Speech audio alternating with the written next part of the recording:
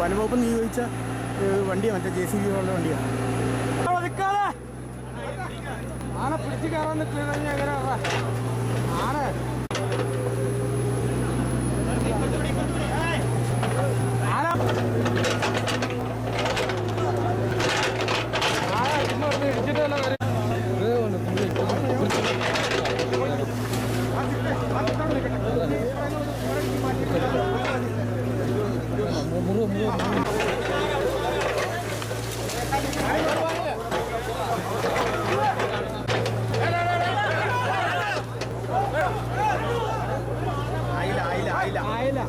ശാസം കയറും മട്ടിയൊക്കെ പോരുന്നേ.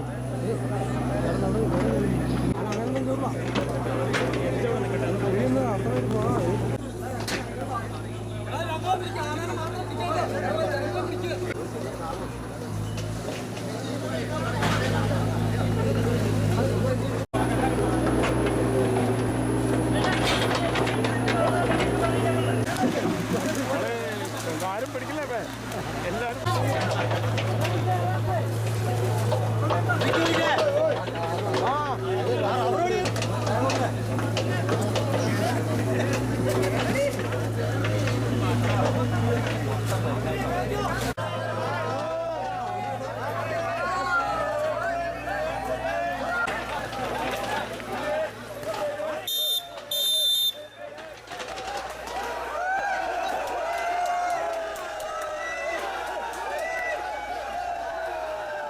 ഇന്നലെ രാത്രി മുഴുവൻ ഈ പരിസരത്ത് ആന ഉണ്ടായിരുന്നു എന്ന് നാട്ടുകാർ വിളിച്ചറിയിച്ചിരുന്നു.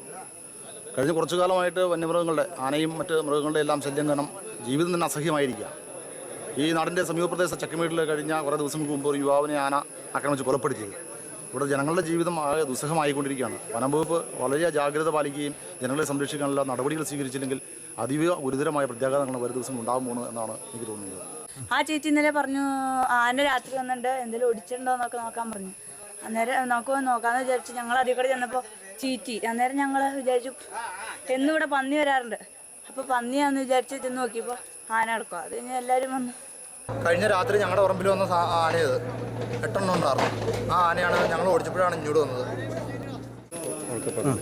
ഇന്നിപ്പോൾ രാവിലെയാണ് കണ്ടത്. ആനക്കുട്ടി കിണറ്റിൽ വീട് കിടക്കടായിട്ട് വിവരങ്ങൾ ലഭിച്ച് ഞങ്ങളിവിടെ വന്നത്. ഇന്നലെ രാത്രി മുഴുവൻ ഈ പരിസരത്ത് ആന ഉണ്ടായിരുന്നു എന്ന് നാട്ടുകാർ വിളിച്ചറിയിച്ചിരുന്നു. കഴിഞ്ഞ കുറച്ചു കാലമായിട്ട് വന്യമൃഗങ്ങളുടെ, ആനയും മറ്റ് മൃഗങ്ങളുടെ എല്ലാം ശല്യം കാരണം ജീവിതം തന്നെ അസഹ്യമായിരിക്കുക.